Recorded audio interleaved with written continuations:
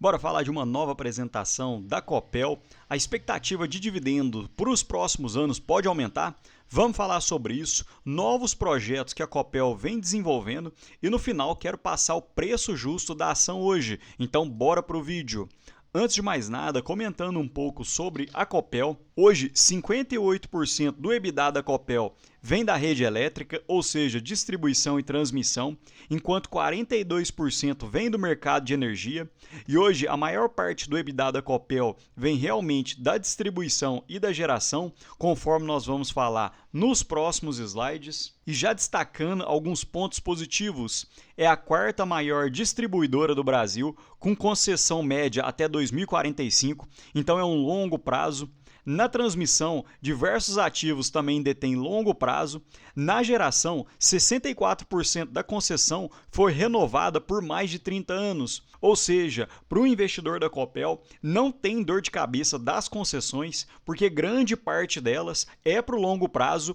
Então, até finalizar as concessões, provavelmente você já vai ter reavido seu capital algumas vezes. E primeiramente citando o setor de distribuição, ela atua no estado do Paraná, que detém o quarto maior PIB do Brasil e foi uma economia que cresceu 1,5 vezes mais do que o PIB do Brasil nos últimos 10 anos. E sobre a RAB, que é a base de ativos regulatórios da Copel, ela cresceu cerca de 71% entre 2016 e 2021 e deve crescer para 2026. E esse é um ponto muito importante, porque quando tem novas revisões da base de ativos regulatórios, a Copel também consegue crescer sua receita. A inadimplência caiu entre 2019 e 2024. A energia vendida, olhando entre 2019 e 2024, cresceu em 6,1% ano contra ano, enquanto no Brasil cresceu em apenas 3%. E sobre os indicadores de qualidade, começando pelo DEC, que para quem não conhece é o tempo médio em horas que o consumidor fica sem luz, e o FEC é a frequência, o número de vezes que acontecem esses picos de luz. E percebam que a Copel fica tanto abaixo do limite regulatório quanto do Brasil em ambos os indicadores. E conforme havia falado, esse setor é responsável por 47% do EBITDA da Copel. E sobre o setor de transmissão, que é o equivalente a 11% do EBITDA, ela é 100% integrada ao Sistema Interligado Nacional, 1,8 bilhão de RAP no ciclo 2025-2026 e 96% da receita anual permitida já foi renovada por mais 15 anos. E quando a gente olha a evolução da receita anual permitida do setor de transmissão, entre 2020 e 2025, cresceu em 9,3% ano contra ano. E outro setor que tem um peso muito grande no EBITDA é o setor de geração, que detém um portfólio 100% renovável, visto que a Copel tem apenas eólicas e hidrelétricas, e 67% da concessão foi renovada por mais de 30 anos. E hoje esse setor é responsável por 41% do EBITDA da Copel. E quando a gente olha a geração completa, a Copel tem cerca de 6 gigawatts de energia, sendo 18% de eólicas e 82% de hidrelétricas. E sobre alguns dados financeiros da Copel, o EBITDA recorrente saiu em 2019 de 4 bilhões para 5,4 bilhões em 2025, ou seja, uma alta de quase 30% num curto período de tempo.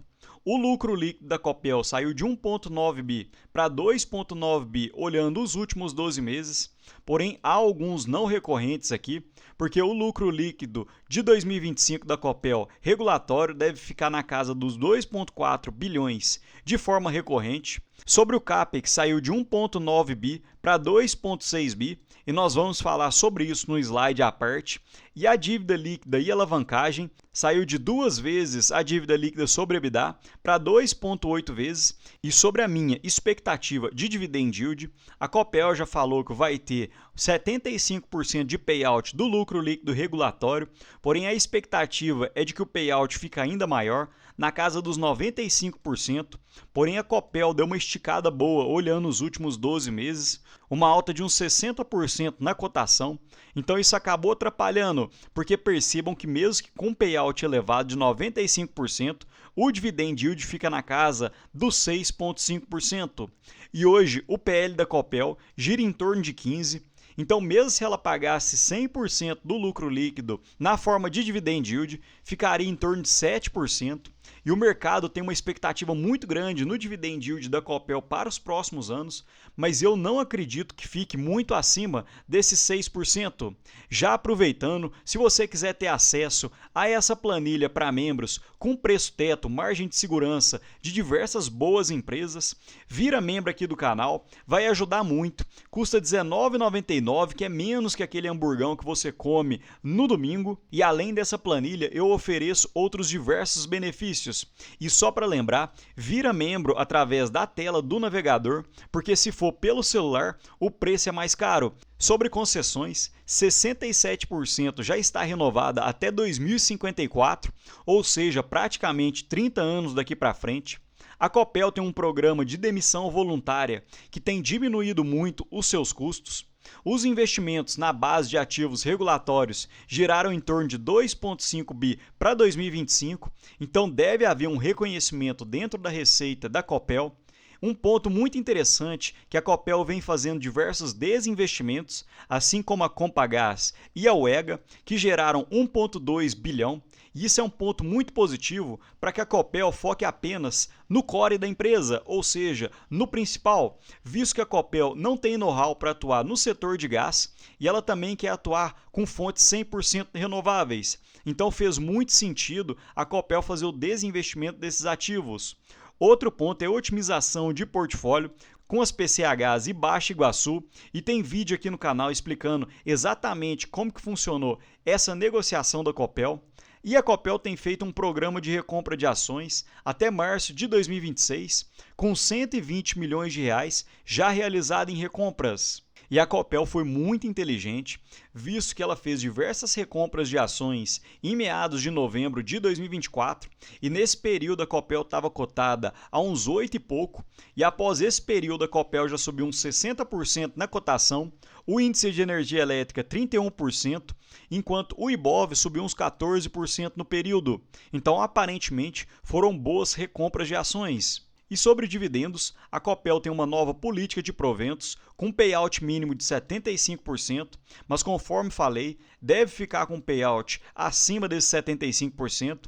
Além disso, ela fez a migração para o novo mercado. Então, se você tentar comprar tanto Copel 6 quanto Copel 5, vocês vão ver que esse ativo já não mais está disponível para investimento e hoje é apenas Copel 3, com o indicador do novo mercado, ações ordinárias. Então ela já explica que entrou nesse novo mercado para simplificar a estrutura acionária, direitos iguais de votos e principalmente atração de investidores estrangeiros, visto que agora você consegue aumentar a liquidez da ação.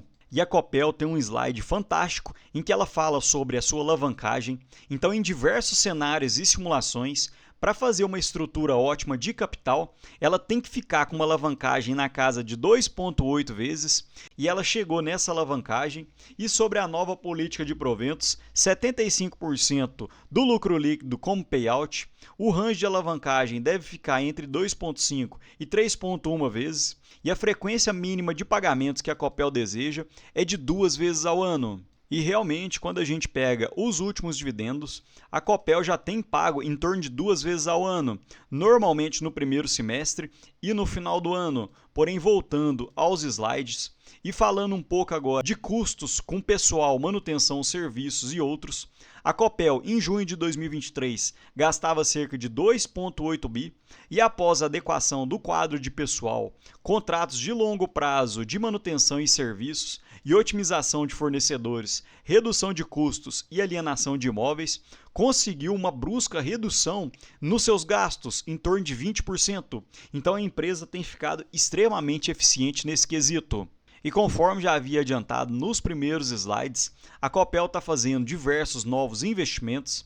Em 2021, investiu 1,8 bi e em 2025, apenas nos 3 primeiros trimestres, já investiu mais do que 2024 inteiro. Então deve terminar o ano com mais de 3 bilhões de investimentos. E eu queria chamar um destaque para 2 investimentos que a própria Copel coloca na sua apresentação, que é Foz de Areia, em que pode aumentar cerca de 860 megawatts nas unidades geradoras 5 e 6, E também, em segredo, que ela pode aumentar 1,2 gigawatts nas unidades geradoras 5 e 6. Então, pegando hoje, a Copel detém uma capacidade instalada hidrelétrica de 5,1 gigawatts e eólica de 1,2, totalizando 6,3 gigawatts, e apenas com esses dois projetos deve gerar cerca de 2,1 gigawatts a mais para a Copel. Isso já seria um aumento de 33% da sua capacidade instalada. Consequentemente, isso iria aumentar a receita do setor de geração da Copel. E agora, para a gente montar o preço justo da empresa, vou utilizar mais uma vez o modelo de Gordon que eu tenho pegado no canal do Neto Invest. E se você não conhece, segue lá porque o canal dele é muito bom. Então, para fazer o modelo de Gordon, você pega o preço do ativo, que seria igual ao dividendo nos próximos 12 meses, dividido por uma taxa de desconto que você requer para não investir em outro ativo, menos a taxa de crescimento de dividendos. Então percebam que dentro dessa taxa de desconto eu vou utilizar o Tesouro IPCA 2035, que hoje está pagando IPCA mais 7,5%. Porém, se fosse para pegar IPCA mais 7,5%, eu preferiria ficar na renda fixa. Então é bom a gente ter um prêmio além desse valor. Então eu vou utilizar um prêmio mais elevado de IPCA mais 10,5%, 3% a mais do que a renda fixa. Então, utilizando esse cálculo dentro dessa cotação atual de 12,71, com dividendo esperado de 83 centavos, e eu vou utilizar uma taxa de crescimento dos dividendos de IPCA mais 4%, que é próximo do crescimento que a Copel tem seguido olhando os últimos anos, que seria em torno de 10%. Então, o preço justo dessa ação hoje seria de 12,75, o que teria uma margem de segurança de apenas 0,31, ou seja, praticamente nada. Então, olhando dentro desse cálculo, realmente não teria tanta margem, além do que a Copel já cresceu olhando os últimos 12 meses. E se você tivesse pegado ela ao preço de R$ 9, R$ 10, com certeza a sua margem de segurança seria muito maior. E quando a gente olha essa tabela que foi feita pelo pessoal do BTG Pactual, a expectativa da Copel é de entregar uma taxa interna de retorno de 9,1%, e conforme falei, a renda fixa tem pago IPCA mais 7,5%. Então, se nós tirarmos os 7,5% da conta, a Copel deve entregar apenas 1,6%. Então, após essa grande alta, hoje eu não aportaria na Copel, acho que o preço se esticou bastante e hoje não entraria dentro do meu radar de ações. E só um detalhe, muita gente está comprando Taesa, o preço tem se esticado, porém percebam que fazendo comparativo da taxa interna de retorno menos a entrega do Tesouro 2035, a taxa interna de retorno ficaria em torno de menos 3,2%. Então, em algum momento, a Taesa poderia dar um salto negativo para poder se regularizar. Mas me conta aqui, pessoal, eu tenho tentado peneirar algumas elétricas, mas está bem difícil. Eu quero saber se você está conseguindo peneirar alguma. Me conta aqui nos comentários que eu quero saber, porque eu também vou estudar. No mais, deixo um ótimo dia para vocês e um abraço.